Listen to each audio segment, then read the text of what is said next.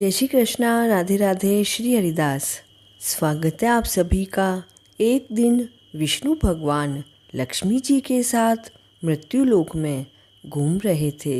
एक जगह भगवान विष्णु कुछ सोचकर लक्ष्मी जी से बोले, मैं एक जगह जा रहा हूँ, तुम यहीं पर बैठ जाओ, किंतु दक्षिण दिशा की ओर मत जाना और मत देखना।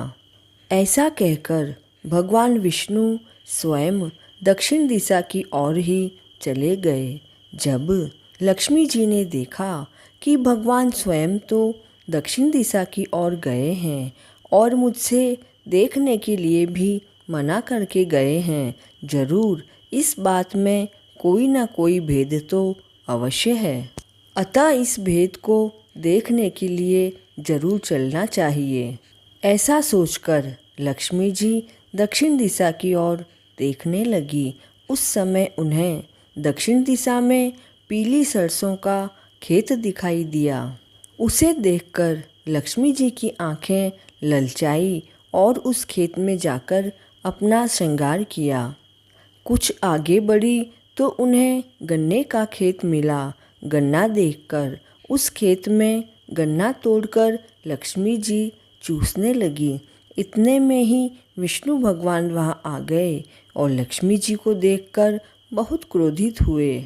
दूसरी तरफ जब उन्होंने हाथ में गन्ने देखे तो कहने लगे कि तुमने खेत में से गन्ने तोड़कर बहुत बड़ा अपराध किया है। इसके बदले में तुमको इस गरीब किसान की 12 वर्ष तक सेवा करनी होगी। ऐसा सुनकर अब लक्ष्मी जी तो बड़ी घबरा गई, परंतु जो बात भगवान के मुख से निकल गई वह तो उनको करनी ही थी। तब भगवान लक्ष्मी जी को छोड़कर क्षीर सागर में चले गए। लक्ष्मी जी भगवान की आज्ञा को मानकर उस किसान के घर गई और उस किसान की नौकरानी बनकर उसकी सेवा करने लगी। जिस दिन से लक्ष्मी जी किसान के घर पहुंची, किसान का घर तो धन्य धान्य से परिपूर्ण हो गया। जब 12 वर्ष बीत गए तब लक्ष्मी जी जाने लगी, किंतु किसान ने तो उन्हें जाने से रोक लिया।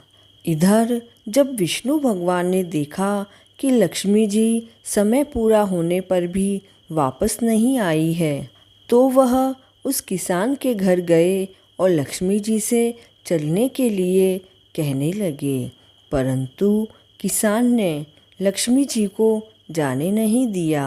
तब भगवान विष्णु बोले, अच्छा, तुम अपने परिवार सहित गंगा स्नान के लिए जाओ और गंगा जी में इन 4 कौड़ियों को छोड़ देना, और हाँ, जब तक तुम वापस नहीं आओगे तब तक हम नहीं जाएंगे। किसान ने ऐसा ही किया। जब वह गंगा जी में जैसे ही कौड़ी छोड़ने लगा, वैसे ही गंगा जी में से 4 हाथ निकले और चारों कौड़ियों को ले लिया। अब जब किसान ने ऐसा देखा तो वह गंगा जी से कहने लगा, हे गंगा मैया, तेरे अंदर से ये 4 हाथ किसके निकले हैं? तब गंगा जी ने कहा, हे किसान, ये चारों ही हाथ मेरे ही थे। तुमने मुझे जो ये कौड़ियाँ भेंट की है वह तुम्हें किसने दी है? तब किसान बोला कि मेरे घर 2 प्राणी आए हैं, उन्होंने ही ये कौड़ियाँ दी है। तब गंगा जी बोली, तेरे घर पर जो औरत रहती है वह तो साक्षात माता लक्ष्मी जी है, और जो आदमी आया है वह भगवान विष्णु है।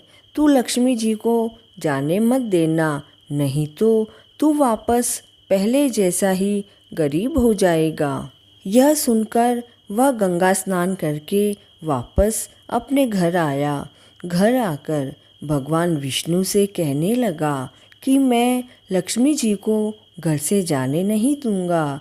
तब भगवान बोले, यह तो इनका दोष था, अतः इनको मैंने दंड दिया है। अब इनके दंड के 12 वर्ष पूरे हो गए हैं, इसलिए अब तो इन्हें जाना ही है। तब किसान फिर से बोला कि मैं इन्हें जाने नहीं दूंगा। तब भगवान विष्णु हंसकर कहने लगे, हे किसान, लक्ष्मी बड़ी चंचल है, ये आज नहीं तो कल तेरे घर से अवश्य ही चली जाएगी। तुम तो क्या, अच्छे अच्छे विद्वान पंडित भी लक्ष्मी जी को जाने से नहीं रोक पाए। तो फिर किसान कहने लगा, परंतु मैं तो लक्ष्मी जी को जाने नहीं दूंगा।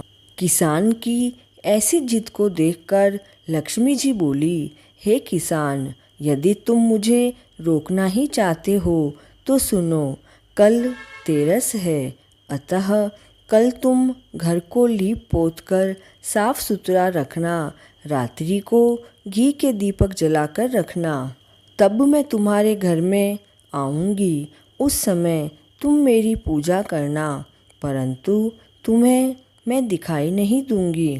किसान ने कहा, अच्छा, मैं ऐसा ही करूँगा। ऐसा कहकर लक्ष्मी जी दसों दिशाओं में फैल गई और भगवान देखते ही रह गए। दूसरे दिन किसान ने लक्ष्मी जी के बताए अनुसार ही कार्य किया तो उसका घर धन्य धान्य से पूर्ण हो गया। इसके बाद वह हर साल पूजा करता रहा। उसे देखकर और भी कई व्यक्ति पूजा करने लगे। हे लक्ष्मी माता, जैसे तुम उस गरीब किसान के आई, वैसे सभी के आना, हमारे भी आना। कहानी अधूरी हो तो पूरी करना और पूरी हो तो मान लेना।